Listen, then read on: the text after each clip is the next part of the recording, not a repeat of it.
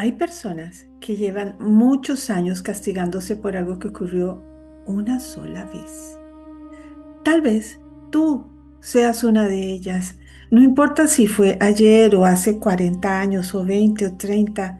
Hay errores que dejan de pertenecer al pasado y empiezan a vivir aquí dentro de nosotros. Poco a poco ocurre algo terrible. Ya no recuerdas solamente lo que hiciste, empiezas a creer que eso es lo que tú eres. Empiezas a creer que Dios no te quiere y dejas de acercarte a Él, no porque hayas dejado de creer en Dios, sino porque empiezas a creer que Él ya no puede mirarte igual. Déjame proponerte un ejercicio. Imagina que mañana despiertas y descubres que alguien conoce absolutamente todo de ti, todo, las decisiones de las que te avergüenzas, las palabras que nunca debiste decir, las personas a las que heriste, los pensamientos que jamás le has contado a nadie, aquello que si el mundo llegara a descubrir, te haría desaparecer. Y ahora imagina algo más. Esa persona quiere encontrarse contigo esta misma tarde, cara a cara. Quiere mirarte a los ojos. Déjame hacerte una pregunta. ¿Irías? ¿Podrías sostenerle la mirada? ¿O buscarías una excusa para esconderte? Si has respondido que preferirías esconderte, no eres la primera persona, no eres el primero al que le pasó exactamente eso. La primera persona que hizo eso fue el primer ser humano de la historia. Pero lo más sorprendente no es que Adán se escondiera.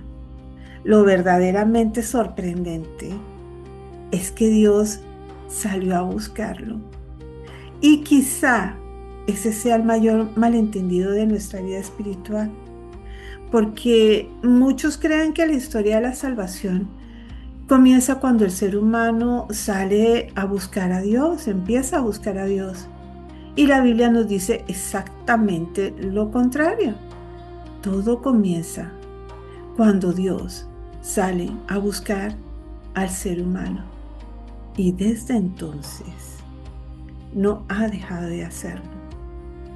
Hay una escena en el libro del Génesis que casi todos conocemos. La hemos escuchado tantas veces que hemos dejado de sorprendernos. Adán y Eva comen del árbol del conocimiento del bien y del mal. Sus ojos se abren, descubren que están desnudos. Cosen hojas de higuera y se esconden. Hasta aquí, la historia nos resulta familiar, pero cuando la leemos despacio, descubrimos que el verdadero centro del relato no está en el árbol, no está en el pecado tampoco, está en una pregunta.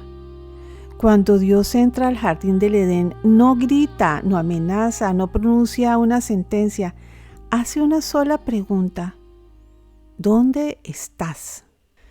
Durante muchos años pensé que Dios estaba preguntando por un lugar, como si no supiera que estaba detrás de un árbol escondido, que Adán se escondía detrás de ese árbol. Pero cuanto más he leído este pasaje, más convencida estoy de que Dios nunca perdió de vista a su criatura. La pregunta no era geográfica, era profundamente personal. Era como si dijera: Adán, ¿dónde quedó aquel hombre que caminaba conmigo sin esconderse? ¿Dónde quedó aquel hijo que no tenía miedo al escuchar mi voz? ¿Qué pasó contigo? Y entonces, algo ocurre que durante años pasó completamente desapercibido para ti o para mí. Adán no responde: he pecado. No responde: te desobedecí. Dice algo totalmente distinto: oí tu voz en el jardín y tuve miedo porque estaba desnudo. Adán no se esconde porque Dios lo haya rechazado, se esconde porque ya no soporta la idea de ser visto. La vergüenza apareció antes que la condena. El miedo apareció antes que el castigo, y entonces Dios formula una segunda pregunta. ¿Quién te dijo que estabas desnudo? No pregunta por qué te escondiste ni por qué pecaste. Va directamente a la raíz. ¿Quién te dijo eso? Porque Dios sabe que toda conducta nace de una historia que una persona cree de sí misma. Adán ya no se veía con los ojos con los que Dios lo había creado. Ahora se veía con los ojos de la vergüenza. Y tal vez eso mismo sigue ocurriendo con nosotros. Tal vez no fue Dios quien dejó de amarte. Tal vez fue una voz. Quizás empezó a hablar dentro de ti hace muchos años. Quizá comenzó cuando eras niño y alguien te hizo sentir que no era suficiente. Quizás cuando solo recibías aprobación si hacías todo perfectamente. Tal vez el día que fracasaste y confundiste aquel fracaso con tu identidad. O cuando cometiste un error del que todavía hoy te avergüenzas. Las circunstancias tal vez cambian, pero la historia siempre termina siendo la misma. Ya no eres digno. Dios puede amar a otros, pero después de lo que hiciste, ya no puede amarte a ti. Y entonces sucede algo muy triste. La persona no deja de creer en Dios. Empieza a creer más en esa voz que en la voz de Dios. Ese es el verdadero drama del Génesis. No solamente que el ser humano pecó, sino que empezó a creer una historia sobre sí mismo que Dios nunca le contó. Y tal vez, si hoy te cuesta levantar la mirada cuando oras, si hace tiempo que sientes que Dios no puede mirarte igual, si llevas años castigándote por una decisión que no consigues olvidar, tal vez no sea porque Dios se alejó de ti o porque Dios es malo. Tal vez sea porque sin darte cuenta, también tú empezaste a esconderte.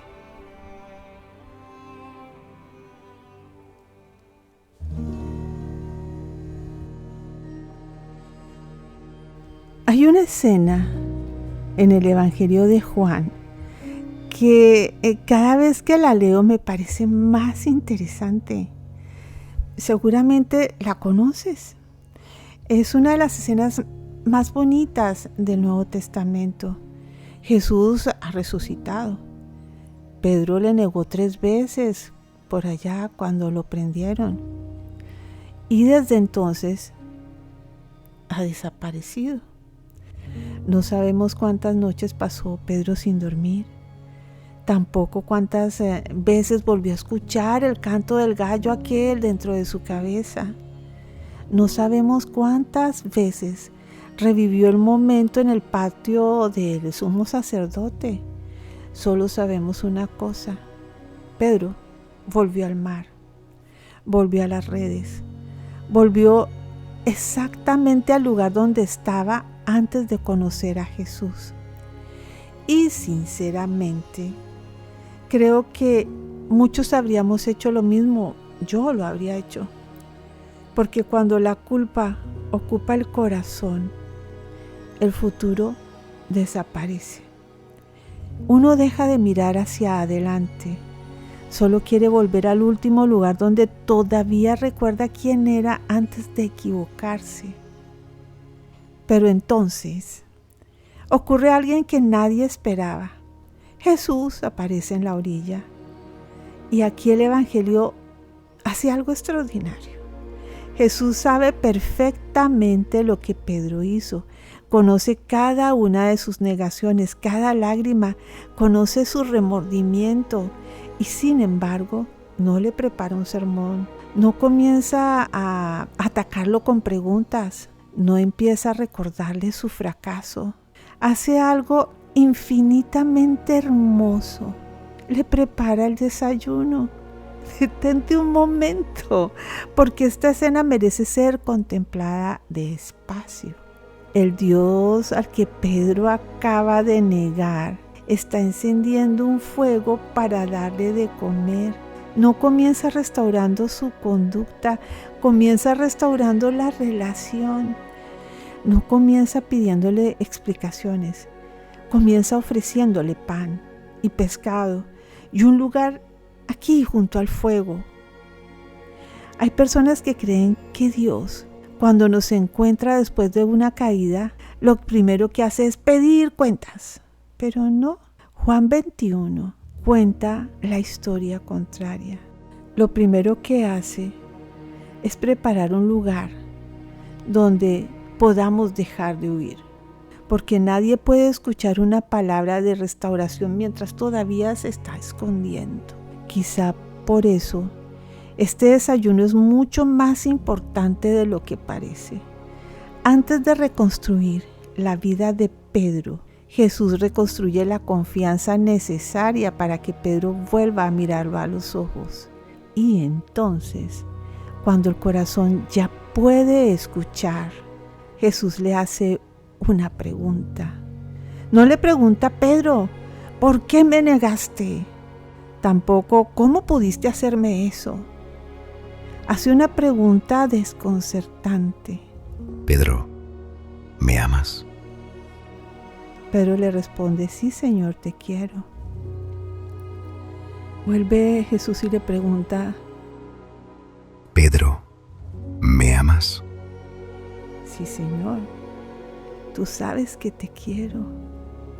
Y vuelve y le pregunta: Pedro, ¿me quieres? Jesús se bajó al nivel a donde podía llegar Pedro. Entonces Pedro le dice: sí, Señor, tú sabes que te amo. 3 preguntas, 3 respuestas, como si Jesús quisiera entrar exactamente en el mismo lugar donde la culpa había echado raíces. 3 veces dijo Pedro: no lo conozco. 3 veces Jesús le ofrece la oportunidad de volver a responder desde el amor. No porque Jesús necesitara escuchar 3 veces la respuesta, no. Pedro era quien necesitaba descubrir que el amor podía pronunciarse tantas veces como la negación. Pero aquí ocurre algo todavía más sorprendente. Después de cada respuesta, Jesús no le dice: te perdono. Le dice algo más grande: apacienta mis ovejas, pastorea mis corderos, apacienta mis ovejas.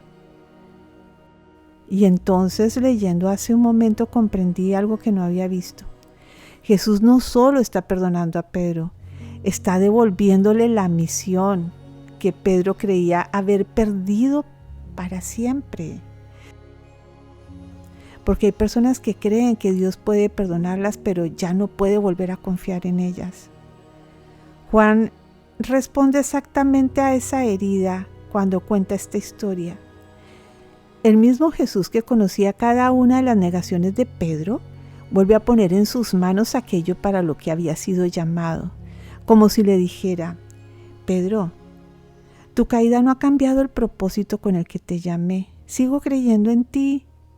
Y sinceramente, yo no conozco una definición más hermosa de lo que es la gracia.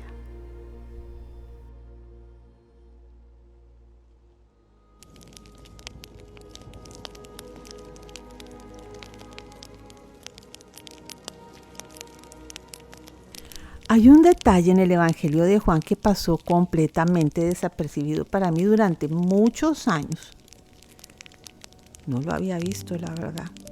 Y sin embargo, creo que es una de las claves más hermosas de toda esta historia. El texto griego habla de una palabra muy poco frecuente. La palabra es, perdón si la digo mal, antraquia, que significa un fuego de brasas, un brasero de carbón. ¿Sabes cuántas veces aparece esa palabra en todo el Nuevo Testamento? Solo 2 veces, ¿eh? La primera vez, la noche que Pedro niega a Jesús, mientras intenta calentarse junto a la antraquia, junto al fuego de brasas. escucha 3 veces una pregunta. Oye, ¿no eres tú uno de los discípulos? Y 3 veces responde, no lo conozco.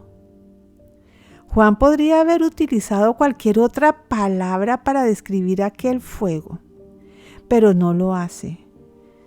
Y sorprendentemente, cuando Jesús resucita y espera a sus discípulos junto al lago, cuando les prepara el desayuno, cuando le prepara el desayuno a Pedro, Juan vuelve a utilizar exactamente la misma palabra. Antraquia, otro fuego de brasas. Cuando un escritor tan cuidadoso como el apóstol Juan repite una palabra que solo aparece 2 veces en todo su relato, nos está invitando a detenernos. Es decir, esto no puede ser un detalle sin importancia. Esto es una puerta, porque sin decirlo explícitamente, Juan une 2 escenas, 2 fuegos, 2 momentos, 2 Pedros completamente distintos. En el primer fuego, Pedro dice, no lo conozco. En el segundo, Jesús le pregunta, ¿me amas? No puedo afirmar que Jesús encendiera aquel brasero para recordarle su caída, nada. El Evangelio no lo dice, pero sí puedo afirmar que Juan quiere que el lector vea la relación entre ambas escenas. Y eso cambia completamente la manera en que podemos leer este texto, porque el lugar donde Pedro experimentó su mayor vergüenza se convierte también en el lugar donde comienza su restauración. ¿Lo estás entendiendo? Es como si el evangelista quisiera decirnos que Dios no siempre borra los lugares donde nos rompimos. Muchas veces vuelve con nosotros a esos mismos lugares para escribir allí una historia diferente. Y quizá eso también explique muchas cosas que nos suceden en nuestra propia vida, porque todos tenemos un brasero, todos tenemos una antraquia, un lugar, una conversación, una fecha, una decisión, un recuerdo al que evitamos volver porque todavía duele. Pensamos que Dios nos llevará muy lejos de ese lugar, pero algunas veces Él hace exactamente lo contrario. Nos toma de la mano y vuelve con nosotros, no para humillarnos ni para abrir la herida otra vez, sino para demostrar que la gracia puede entrar incluso allí donde nació nuestra vergüenza. Porque el mismo fuego que un día fue testigo de la culpa puede llegar a convertirse en el testigo de la restauración. Y de repente comprendemos algo que Pedro seguramente tardó años en entender. La última palabra de nuestra historia nunca la tiene la caída. La última palabra siempre la tiene el amor.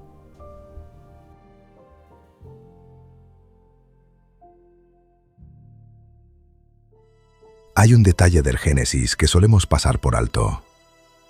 Después de comer del árbol, Adán y Eva hacen algo que parece completamente lógico. Cosen hojas de higuera. Intentan cubrir su desnudez. Desde ese día, todos seguimos cosiendo hojas. Solo que ya no son hojas de higuera.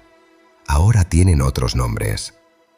Perfeccionismo, éxito, dinero, conocimiento, religión, trabajo, espiritualidad, servicio, control, la necesidad de agradar a todo el mundo, de demostrar que somos buenos, de compensar nuestros errores. Todos, de una forma u otra, intentamos fabricar una versión de nosotros que parezca digna de ser amada.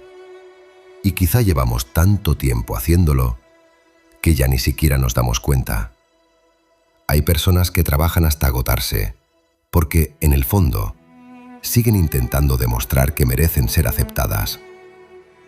Otras nunca dejan de cuidar de todo el mundo, porque creen que solo serán valiosas mientras sean útiles. Algunas buscan desesperadamente el reconocimiento. Otras viven escondidas detrás de una sonrisa.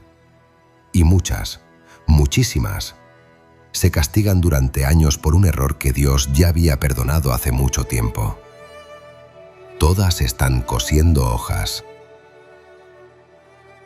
Todos estamos cosiendo hojas, intentando cubrir con nuestras propias manos una herida que ellas no pueden sanar.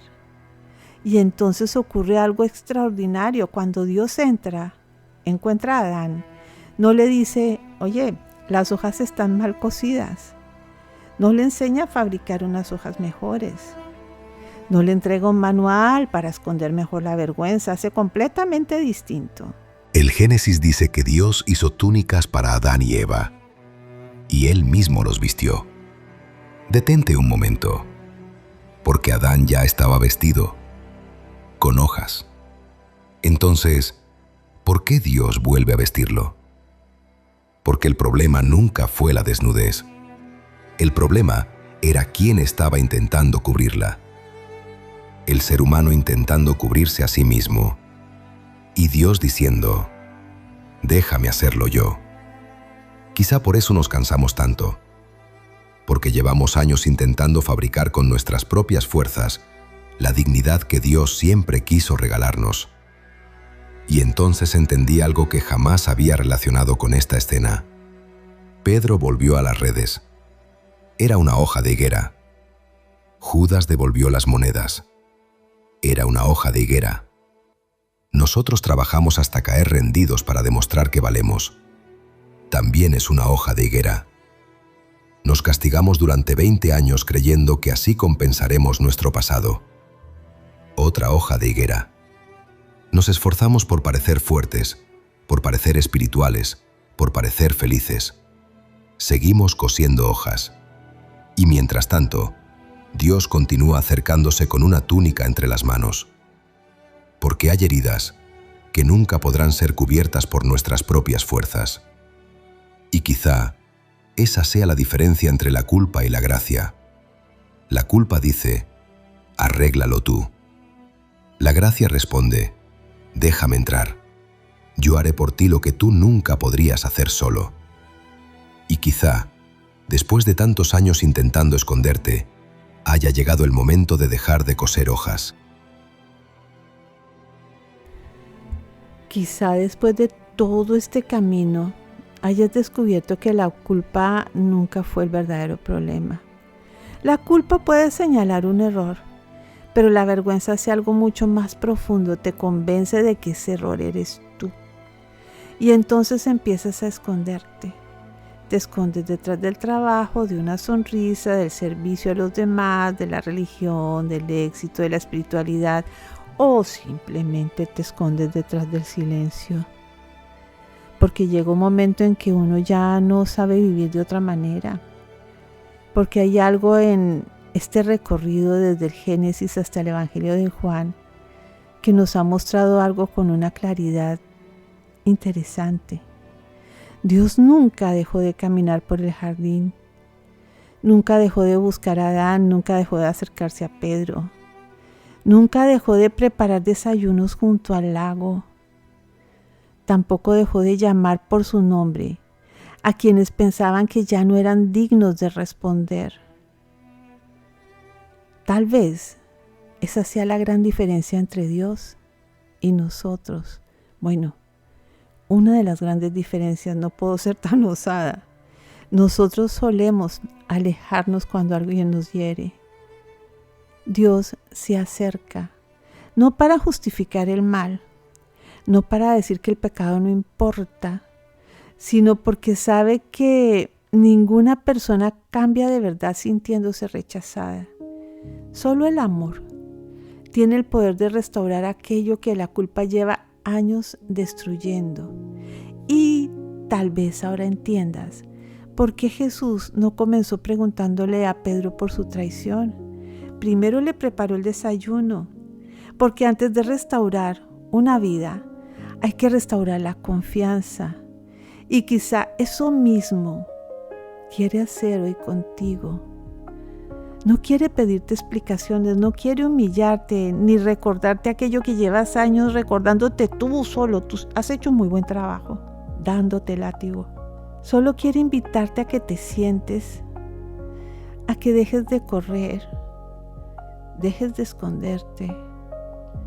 Porque quizá el mayor milagro no sea que Dios pueda perdonarte. Tal vez sea descubrir que nunca dejó de buscarte. Quiero pedirte algo. No ahora, cuando termine el video. Busca un lugar donde puedas estar completamente a solas unos minutitos.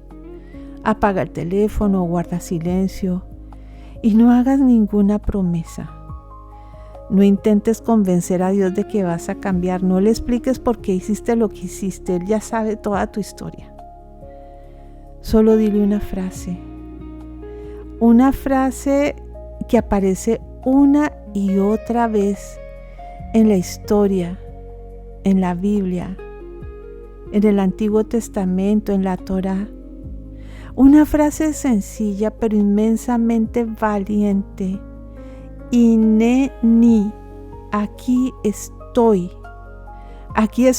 Dios, con mis heridas, con mis preguntas, con mi vergüenza.